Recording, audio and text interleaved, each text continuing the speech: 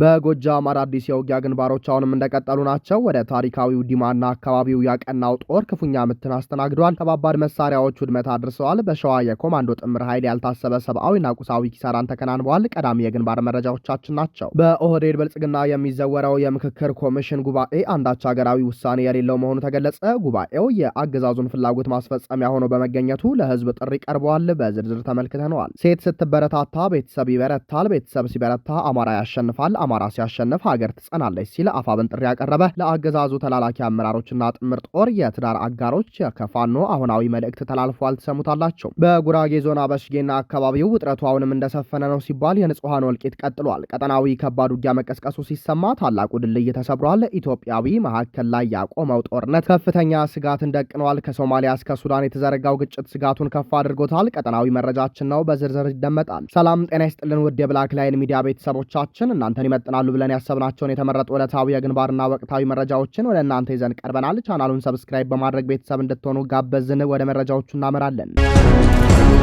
በሸዋና በጎጃም ግንባሮች የአገዛዙ ጥምር ጦር ከበባ ውስጥ በመግባትና በደፈጣ ጥቃት ከፍተኛ ኪሳራን አስተናገደ። በዲማ ጊዮርጊስ ገዳምና በነዋሪዎች ላይ ዝርፊያና ውድመት ተፈጽሟል። በሸዋና በጎጃም በሚገኙ የፋኖ ቀጠናዎች ላይ ሰፊ የመክበብና የማጥቃት እርምጃ ለማካሄድ የተንቀሳቀሰው የአብይ አህመድ ወንበር ጠባቂ ጥምር ጦር በፋኖ አርበኞች በተወሰደበት የተቀናጀ የደፈጣ ጥቃትና የመልሶ ማጥቃት እርምጃ ከፍተኛ ሰብአዊና ቁሳዊ ኪሳራ ደርሶበት ወደ ኋላ ማፈግፈጉ ተረጋገጠ። በሸዋ ግንባር የገባው ጥምር ጦር ራሱ ከበባ ውስጥ ገብቶ ተመቷል። ራሱን አየር ወለድ ኮማንዶ ብሎ የሚጠራው የአገዛዙ የጥምር ጦር ስብስብ መነሻውን ከአረርቲ ከተማ በማድረግ በተላላኪ ሚሊሻዎች መሪነት ወደ ፋኖ ቀጠና ለከበባ እንቅስቃሴ ማድረጉ ታውቋል። ነገር ግን በአፋብን ሸዋ ጠቅላይ ግዛት አሳምነው እዝ ከሰም ሁለተኛ ኮር ነበልባል ክፍለ ጦር በተዘጋጀበት ድንገተኛና የጠነከረ ደፈጣ ምክንያት የያዘውን ዓላማ ሳያሳካ መቅረቱን የኮሩ ህዝብ ግንኙነት ክፍል አሳውቋል። የተከፈተበትን የመልሶ ማጥቃት እርምጃ መቋቋም ያቃተውና መውጫ ቀዳዳ ያጣው ይህ ኃይል የአየርና የከባባድ መሳሪያ ሽፋን እንዲደረግለት ሲጠይቅ በዙ 23 መሳሪያ ታግዞ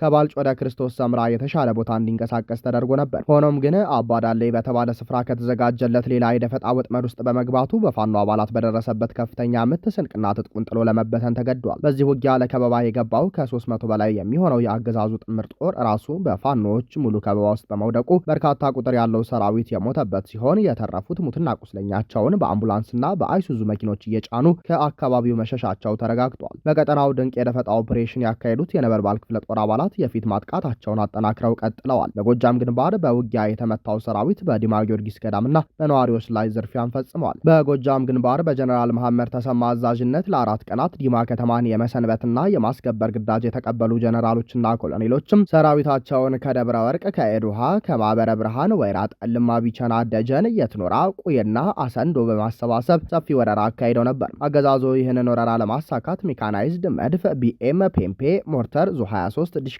ብሬንና ስናይፐርን ጨምሮ በርካታ የእግረኛ ሰራዊት አሰልፎ ወደ ዲማ ከተማ አቅንቷል። ነሐሴ 10 ቀን 2018 ዓ.ም ከጠዋቱ 1 ሰዓት ተኩል ጀምሮ በተካሄደው ከባድ ውጊያ የአባ ኮስትር በላይ ዘለቀ ልጆች የታላቁን ዲማ ጊዮርጊስ ገዳም ላለማስደፈር በላያቸው ላይ የከበበውን የመድፍና የቢኤም እሳት ሳይበግራቸው ከጠላት ጋር እጅ በእጅ በመተናነቅና የቦምብ ጥቃት በመፈጸም በአገዛዙ ሰራዊት ላይ ከባድ ጉዳት አድርሰዋል። ሆኖም ግን አገዛዙ በፋኖች የተሰጠውን ብርቱ ምት መቋቋም ሲሳነው በወረወራቸው የከባድ መሳሪያና የሞርተር ፍንጣሪዎች በታላቁ ዲማ ጊዮርጊስ ገዳም ላይ ከፍተኛ ውድመት አድርሷል። በዚሁ ጥቃት በገዳሙ የሚገኙ መነኮሳት በሞርተር ፍንጣሪ ከባድ ጉዳት ስለደረሰባቸው በቢቻና የመጀመሪያ ደረጃ ሆስፒታል ገብተው ሕክምና ላይ መሆናቸው ተሰምቷል። በፋኖች እጅግ የከፋ ኪሳራ የደረሰበት የአብይ አህመድ ሰራዊት ነሐሴ 11 ቀን 2018 ዓ.ም የደረሰበትን ውርደት ለመሸፈንና በቀል ለመወጣት በዲማ ከተማ የሚኖሩ ንጹሃን አርሶ አደሮችን ማዳበሪያ፣ የነጋዴውን ንብረት፣ የምግብ ቤቶችን መገልገያ ቁሳቁስና የከተማዋን ነዋሪዎች ሀብት በስፋት ዘርፈዋል። በቀጠናው አሁንም ከባድ ውጥረት እንዳለ ሲገለጽ ሰራዊቱ የፈሪ ጭፍጨፋውንም አስቀጥሏል።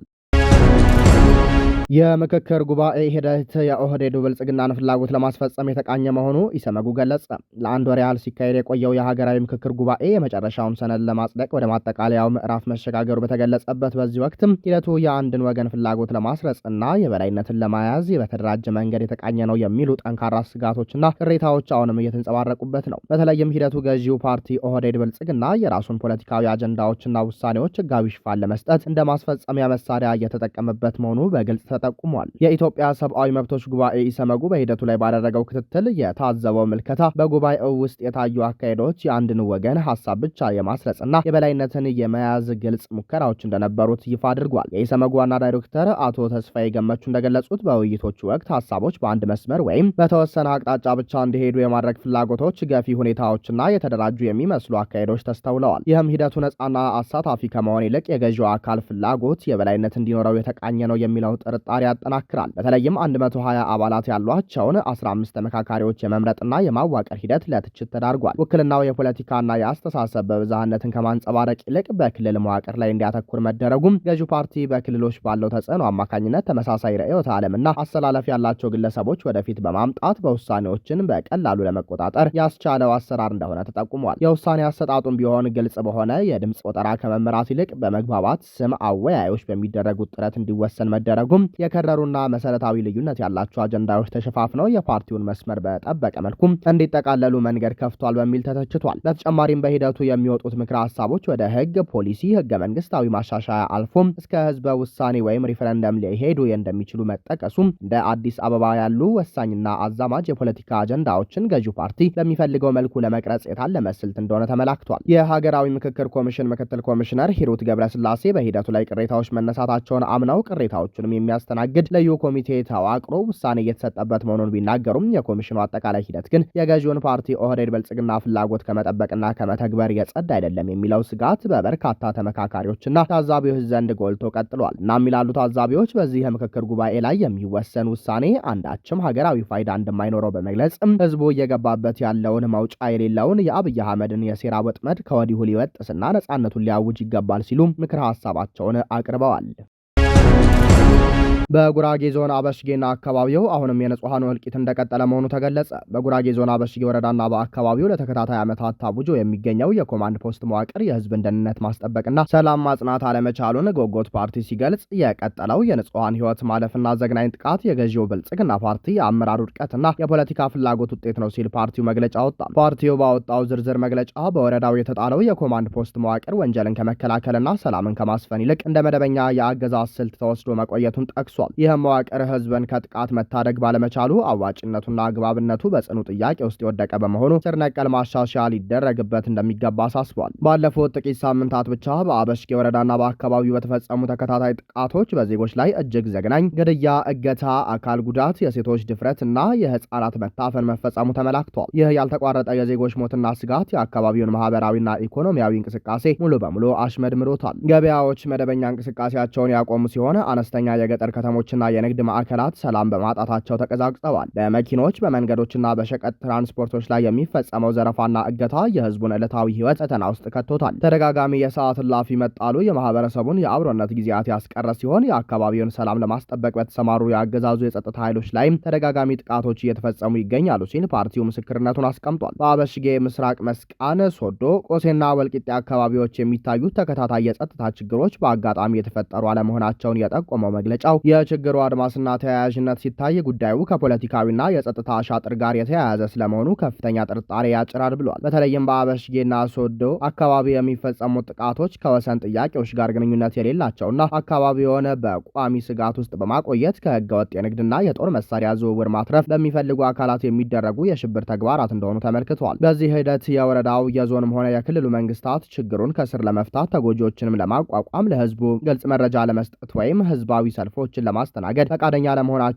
ገዢው ፓርቲ ለህዝቡ ሞትና እንግልት የሰጠውን አነስተኛ ትኩረት ያሳያል ሲል ተችቷል። የጎጎት ፓርቲ በጥቃቶቹ ሳቢያ ህይወታቸውን ባጡ ንጹሃን ዜጎችና የጸጥታ አባላት ላይ የተፈጸመውን ድርጊት ያወገዘ ሲሆን ህዝቡን ከጥቃት የመጠበቅ ኃላፊነታቸውን ባልተወጡ የፖለቲካ የደህንነትና የጸጥታ አመራሮች ላይ አጣዳፊ ተጠያቂነት እንዲረጋገጥ በጸጥታ ኃይሎች ስነ ምግባር ገለልተኝነትና አቅም ላይ ጥልቅ ግምገማ በማድረግ የኮማንድ ፖስቱ ግብ ስምሪትና ትጥቅ ስር ነቀል ማሻሻያ እንዲደረግበት በዞኖቹ ላይ ያረፈውን የጸጥታ ወጪ ጫና የፌዴራልና የክልል መንግስታት እንዲጋሩ እንዲሁም ከመደበኛ ኃይሎች ጎን ለጎን የአካባቢውን ወጣቶችና ሚሊሻዎች በማሰልጠን ጥበቃው እንዲጠናከር ሲል ገዳዩን አገዛዝ ሳትገድል አደራጀን የሚል ጥሪ አቅርበዋል። በቅርቡ በአበሽጌ 3 የአማራ ተወላጅ ወጣቶች ከመኪና እንዲወርዱ ከተደረገ በኋላ ፋኖ ናችሁ በሚል ውንጀላ በአገዛዙ ኃይሎች መገደላቸው ይታወሳል። ፓርቲው በቁጥጥር ስር በዋሉ ተጠርጣሪዎች ላይ የጸጥታ ኃይሎች በወሰዱት እርምጃ ላይ በገለልተኛ አካል ማጣራት እንዲደረግና የቀጣይ እርምጃዎች ጥብቅ ሕግን የተከተሉ እንዲሆኑ ጥሪ ቀርበዋል።